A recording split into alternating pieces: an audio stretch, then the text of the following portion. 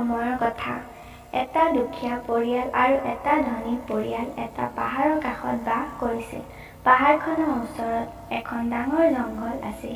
দুখীয়া পৰিয়ালৰ মুৰব্বীজনে সদায় পাহাৰৰ পৰা খৰি আনিবলৈ যায় আৰু সেইবোৰ বিক্ৰী কৰি নিজৰ দৰকাৰী বস্তুবোৰ কিনে।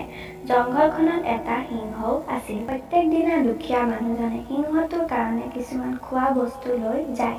এদিন মানুহজনে সিংহটোক খুৱাই থাকোঁতে সিংহটোৱে কয়, ধন্যবাদ বন্ধু, তুমি এজন ভাল মানুহ। কাইলৈ ৰাতিপুৱাই বেলি ওলোৱাৰ আগতেই তুমি মোৰ ওচৰলৈ আহিবা। মই তোমাক কিবা এটা উপহাৰ দিম। সিংহৰ কথা মতেই পিছদিনা ৰাতিপুৱাই মানুহজন সিংহৰ ওচৰলৈ আহিল। সিংহই ক'লে, বন্ধু শুনা, তুমি মোৰ পেটৰ বহু পৰিমাণৰ সোণ আছে।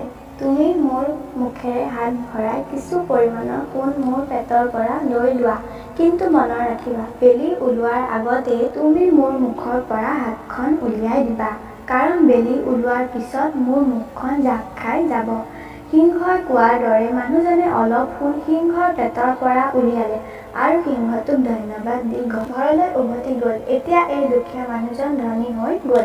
হঠাৎ ধনী হোৱা দেখি তেওঁৰ কাষৰ ধনী মানুহ এজনে তেওঁক সুধিলে, তই ইমান হঠাৎ কেনেকৈ ইমান ধনী হলি? তেতিয়া দুখীয়া মানুহজনে সেই মানুহজনৰ গোটেই সিংহৰ কাহিনীটো ক'লে। লগে লগে ধনী মানুহজনে পুৰণা কাপোৰ পিন্ধি সদায় জংঘললৈ যাবলৈ ধৰিলে। দুখীয়া মানুহজনৰ দৰে এইজনেও সদায় সিংহলৈ কিছুমান খোৱা বস্তু লৈ যায়। এনেকৈ কিছুদিন যোৱাৰ পিছত এদিন সিংহটোৱে এই মানুহজনকো সোণৰ কথাটো ক'লে। কথাটো শুনি মানুহজনৰ মনটো ফূৰ্তিত নাচিবলৈ ধৰিলে।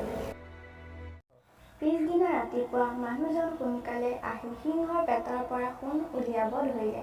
কিন্তু সেই লোভীয়া মানুহজনে বেলি ওলোৱাৰ পিছতো সোণ উলিয়াবলৈ বাদ দিয়া নাছিল, যাৰ ফলত সিংহটোৰ মুখখন জাপ খাই গ'ল আৰু মানুহটোৰ হাতখন ছিগি থাকিল। যদি আপোনালোকে কাহিনীটো শুনি ভাল পাইছে তেন্তে ভিডিঅ'টো লাইক কৰিব আৰু চেনেলটো ছাবস্ক্ৰাইব কৰি দিব। ধন্যবাদ।